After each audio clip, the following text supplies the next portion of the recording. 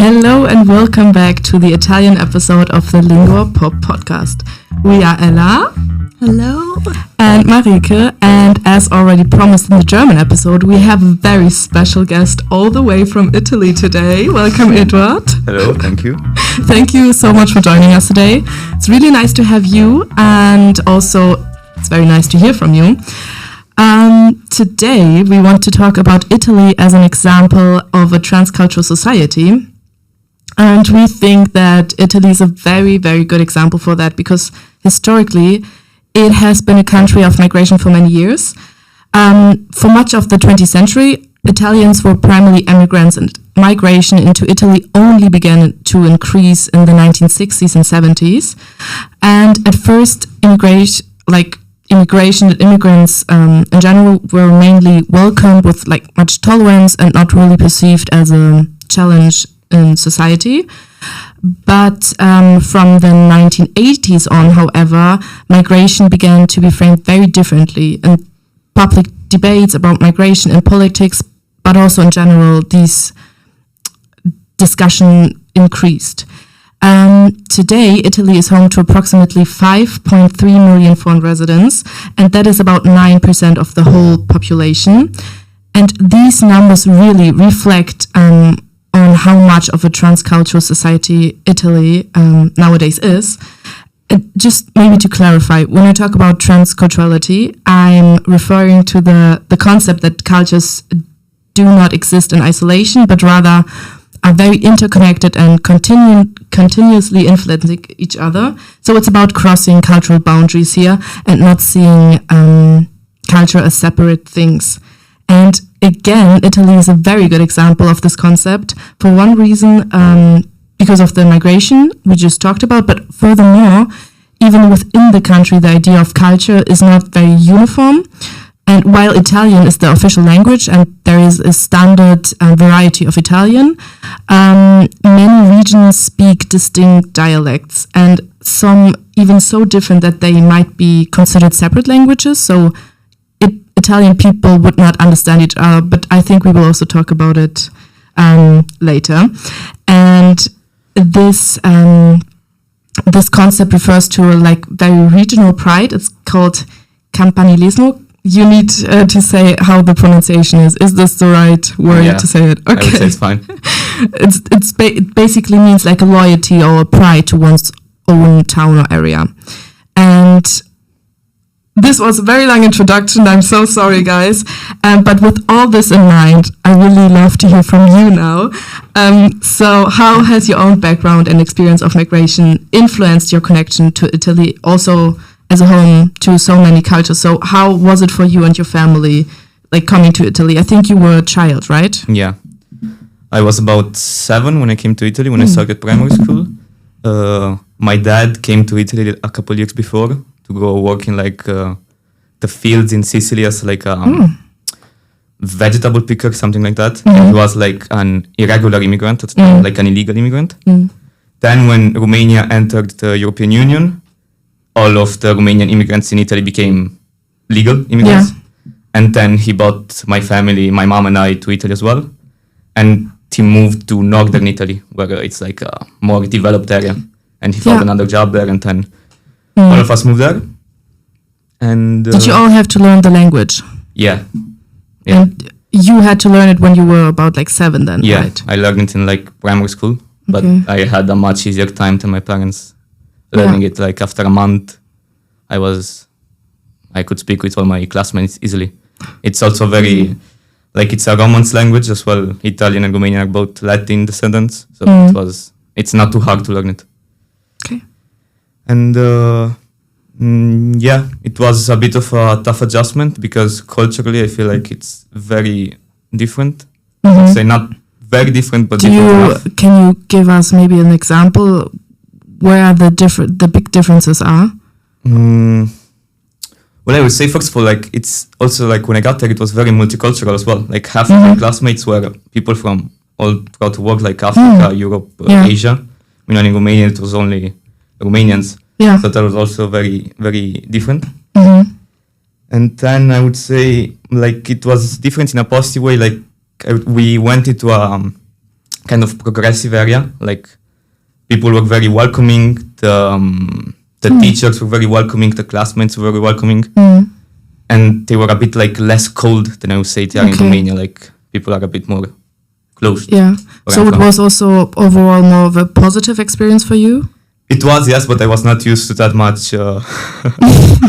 Like they were very friendly. I was not used to that. Okay. But it was a positive, yeah. Okay. I get that. Yeah, nice. Thank you.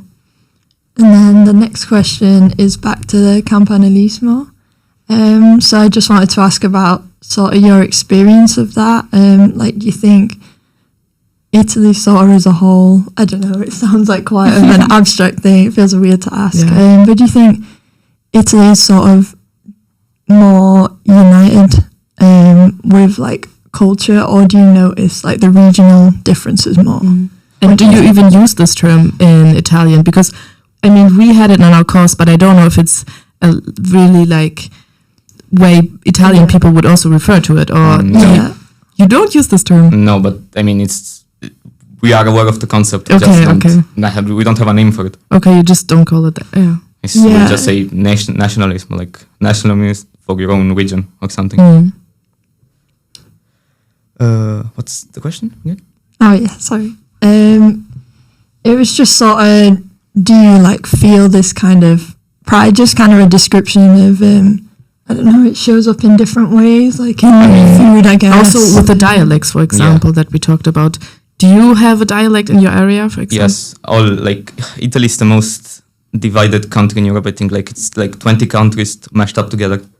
Wow. Like what you mean by dialect, when you say dialect, is like, it's not like how some Scottish people have a dialect here and they speak like some weird version of English. It's like a completely different language. Yeah. Like it's... So you can't understand... No. For example, we have people in our housing that are all around from Italy, and would you understand another person that is speaking Italian and when they're from a different area? If they speak in their dialect? If they speak Italian, yeah. If they speak Sicilian and I speak like Venetian, it's unintelligible. It's like speaking Portuguese to French.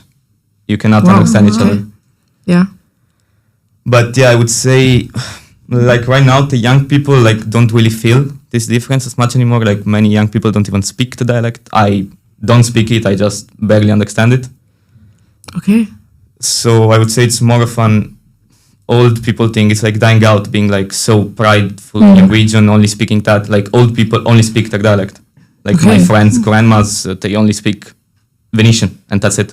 Okay, so there is also like a change happening right now. Yeah, would you say? I mean, with the internet and everything, like all the youth in Italy is like we all have kind of like the same pop culture, we all watch the same stuff, so we all we don't feel as distant, but it's still like there is still some perhaps differences, I guess. Yeah.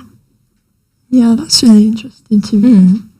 Another one is more touching on the idea of like transcultural society. So when you say it's all like terms from the course and things like intercultural and multicultural are kind of the idea that there's separate cultures like coexisting kind of side by side or exchanging things. But the idea of transcultural is like you almost can't separate like all the different cultures and things, especially with like migration, globalization, just people from different backgrounds mixing. So I just wanted to ask, like, personally, how do you think people feel about that in Italy? And then maybe a bit after we'll touch on like the politics and things if we have time. Like, what's the sentiment around that? Like you said, you felt quite welcomed where you were when you came from Romania, but do you think like it's very that's different different now, I would say? Yeah. When afterwards I moved again to a more less progressive area maybe, but also now generally people are less welcoming. Like, as I said, I was in a classroom full of Italians and migrants. Now there is like a movement where Italian people take their children out of elementary schools with lots of migrants and put them in only like majority Italian schools. So that's definitely not good for the integration of the migrant kids. Like, how can you become an Italian if you don't interact with Italians? Yeah, definitely. And I would say it's definitely like, it's a bit like, as everywhere, it's polarized. Like, some people are welcoming of the migration, of the interculturality, some aren't. It's like very polarized. I would say since I study economics, I'm in a more like right-leaning environment, like with like my colleagues and stuff. And I would say that it's like 50-50. Some people are like completely against it. Like they are, there should be no migrants in Italy. They should all either go home or we should not take in any more migrants. While some are more welcoming, I guess. But it's definitely moving towards unwelcomeness, I would say. Okay. Do you also think that anti-migration parties like the MSI in Italy have a big influence on it? Because we also talked about in the class how they are very present on social media or media in general. And do you think that also this is also influencing younger people to see it in a more unwelcoming way? Yeah, I mean, it's just like they use migration as like an scapegoat. Like Italian people feel unsatisfied with like their current economic situation. Mainly, they cannot afford to live like Italian people. Like you live with your parents until you're like 35. It's on average because you cannot afford to go live on your own. Yeah, something like that. So people are unsatisfied with that.